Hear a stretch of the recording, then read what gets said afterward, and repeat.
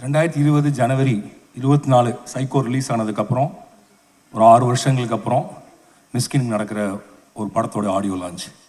இந்த 6 வருஷத்தில் மிஸ்கின் 2 படம் எடுத்து முடிச்சிட்டார். ஒன்று பிசாஸ் 2, இன்னொன்று ட்ரெயின், இன்னொரு படம் பாதியிலே நின்றுச்சு. ஒரு 6 வருடத்தில் ஒரு ஃபிலிம் மேக்கர் எவ்வளோ ஸ்ட்ரகிள் பண்ணுமோ ஒரு படத்தை எடுத்து முடிச்சு அதை திரைக்கு கொண்டு அத்தனையும் அவர் பட்டார். எனக்கு தெரிஞ்சு நான் இந்த 6 வருஷத்தில் அவர் பட்ட அவமானங்களை நேரில் பார்த்துருக்கேன், அவதூறுகளை நேரில் கேட்டிருக்கேன். எனக்கு தெரிஞ்சு இந்த 6 வருஷத்தில் நிறைய அவதூறுகளையும் பழி சொற்களையும் தாங்கிய ஒரு மனிதர் எனக்கு தெரிஞ்சு மிஸ்கின் நினைக்கிறேன் நான். அண்ட் அவ்வளோ ஏமாற்றங்கள், நம்பிக்கை துரோகங்கள், அவமானங்கள், பழி சொற்கள் இத்தனையும் ஒரு மனிதனுக்கு ஒரே நேரத்தில் தாக்குனா அவன் ஆக்சுவலாக காணாமல் தான் போவான் அப்படின்னு நான் நினைக்கிறேன். ஆனால் மிஸ்கினால் அது எல்லாத்தையும் ஒரு இடது கையில் தள்ளி விட்டு நிற்க முடியுதுன்னா அது ஒரு மனிதர்கள் மேலே வைத்திருக்கக்கூடிய பெரிய நம்பிக்கை. ஆக்சுவலாக இவ்வளோ பட்ட ஒருத்தனுக்கு மனுஷன் மேலே நம்பிக்கை போகணும், ஆனால் மிஷினுக்கு நம்பிக்கை கூட்டிகிட்டே இருக்கும். மனிதர்களை இன்னும் நேசிக்க முடியும், மனிதர்களை நம்ப முடியும், புதுசாக இருக்கவங்கள்ட்ட பேச முடியும்.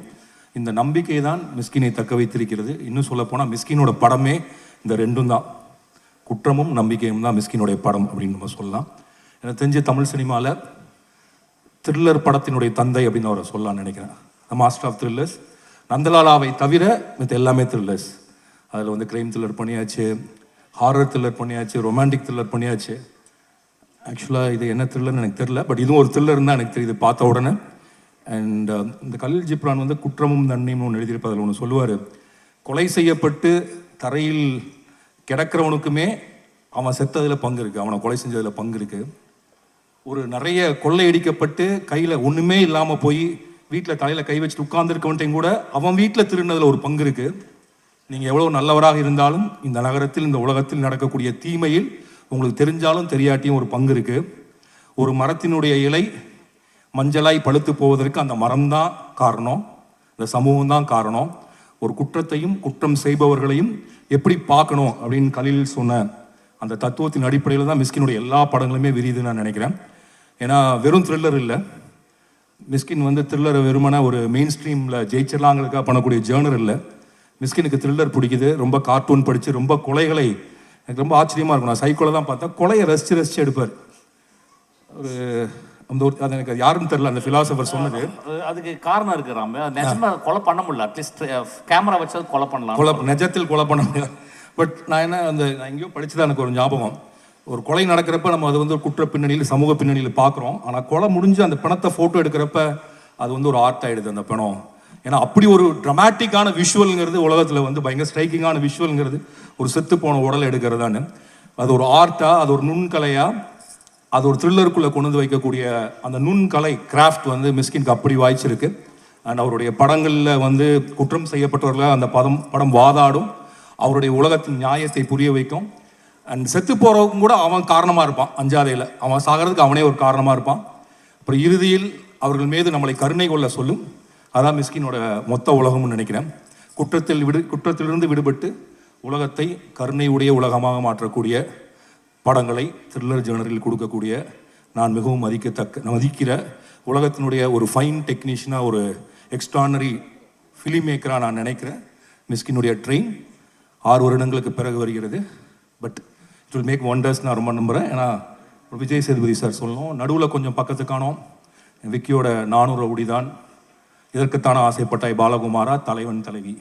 எனக்கு தெரிஞ்சு இந்த கடந்த 10 வருஷத்தில் ஹியூமரில் இவ்வளோ பெரிய ஹிட்டு கொடுத்த ஹீரோவே இல்லை. தெரிஞ்சு முன்னாடி கமல் சார் ரொம்ப ட்ரை பண்ணியிருக்காரு, அவருக்கே அங்கங்கே ஸ்லிப் ஆகும்.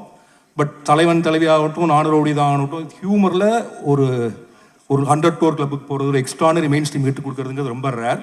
ஸோ அப்போ ஹியூமர் அவ்வளோ ஈஸியாக வரக்கூடிய ஒருத்தர். அவர் பண்ண 2 த்ரில்லர் எனக்கு தெரிஞ்சு பிஸ்ஸா, மகாராஜா ரெண்டுமே ஹிட்டு. அண்ட் அவர் வெற்றியோட டைரக்ஷனை நான் பார்த்துருக்கேன். அண்ட் எனக்கு ரொம்ப பிடித்த மணியனோட டைரக்ஷன்லையும் பார்த்துருக்கேன். இப்போ மிஸ்கினோட டைரக்ஷனில் அவர் எப்படி இருக்கார் அப்படின்னு பார்க்கக்கூடிய ஆர்வம் எனக்கு இருக்குது. அண்ட் தானு சார் வந்து வணிக ரீதியான சினிமாக்களுக்கு நடுவில் வண்ண வண்ண பூக்களுக்கும் இடம் கொடுப்பார். எங்கள் டைரக்டர் படத்துக்கு, என்னோட அசிஸ்டன்ட் படம் கர்ணனுக்கும் இடம் கொடுப்பாரு.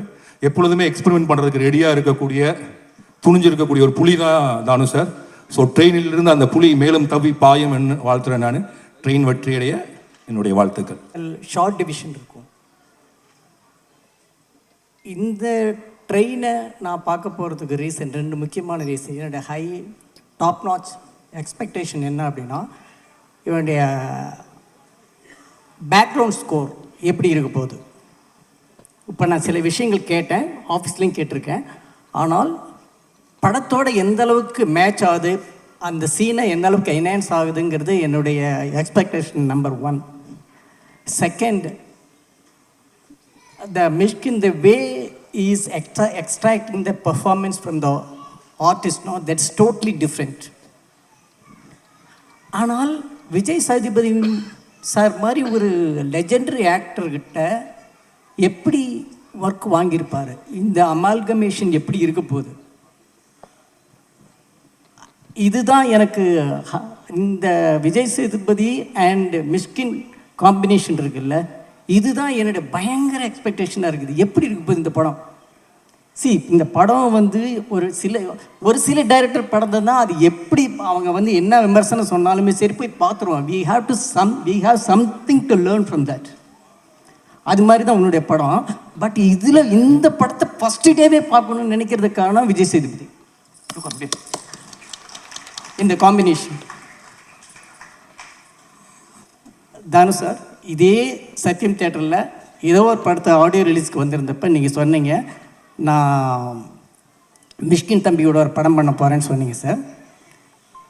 இவ்வளோ நாளுக்கு அப்புறம் இந்த படத்தை கரெக்ட் ட்ராக்கில் ஏற்றிட்டீங்க. நீங்கள் நினைக்கிற மாதிரி, நாங்கள்லாம் நினைக்கிற மாதிரி இந்த படம் கண்டிப்பாக பெரிய ரீச் ஆக போகுது. எந்த டெஸ்டினேஷன் சேரணும்னு நீங்கள் நினைக்கிறீங்களோ கண்டிப்பாக அந்த இடத்த ரீச் ஆகும் சார். ஏன்னா இது ட்ரெயின் கண்டிப்பாக ரீச் ஆகிடும் சார்.